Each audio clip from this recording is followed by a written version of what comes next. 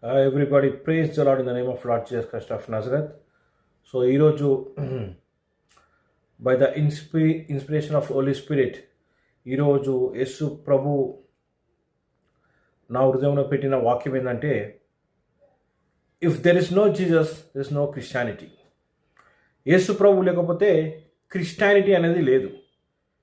పౌలు పేరున్నా, Daniel పేరున్నా, John పేరున్నా, ఇంకేదో క్రిస్టియన్కి సంబంధించిన నీ ట్రెడిషన్స్ నువ్వు అనుసరిస్తున్నా బైబిల్ ప్రకారం అది క్రిస్టియానిటీ కాదు. యేసు ప్రభు ఉండాలి, యేసు ప్రభుని నమ్మాలి, యేసు ప్రభు ఉన్నాడు అని మన ద్వారా ఈ లోకానికి తెలియాలి. ఈ యేసు ప్రభు రియల్ కానీ మన వాళ్ళ తెలియాలి. ఆ యేసు ప్రభు కార్యాలు అంటే బైబిల్ ఏముందంటే, if there is no work your faith is death. క్రియలు లేని విశ్వాసం మృతం అని బైబిల్ ఉంది. ఎందుకంటే యేసు ప్రభు ఉంటే యేసు ప్రభుకు సంబంధించిన ప్రతి గుణాలు మనలో, యేసు ప్రభు శక్తి, ఆయన అద్భుతాలు మన నుంచి ఈ లోకానికి రివీల్ కావాలి.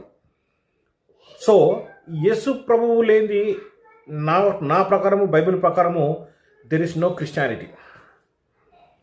ఈ క్రిస్మస్కి చాలామంది కేకులు, క్రిస్మస్ తాతలు, ఈ స్టార్స్ ఓకే, కానీ ఒక మతముకు సంబంధించిన ఒక గుర్తింపు కాదు క్రిస్టియానిటీ అంటే.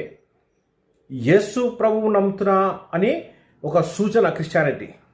కాబట్టి ఒక మతంకి యేసు ప్రభువే అంటే ఒక మతంకే లిమిట్ కాదు జీసస్ క్రైస్ట్. ఆయనని ఎందరూ నమ్ముతారో, ఎందరూ విశ్వసిస్తారో అందరూ దేవుని కుమారులు అవుతారు యేసు ప్రభు ద్వారా అని బైబిల్ సెలవిస్తుంది. So Christianity is not about one caste, one religion or something. ఒక మతం సంబంధించింది కాదనమాట, ఒక ట్రైబ్కి సంబంధించింది కాదు, ఒక గోత్రంకి సంబంధించింది కాదనమాట. ఎందరూ ఆయన ఎందుకు విశ్వసిస్తారో వాళ్ళందరూ క్రిస్టియన్స్. సో ఆయన క్రిస్టియానిటీ ఏంటిదంటే జీసస్ క్రైస్ట్.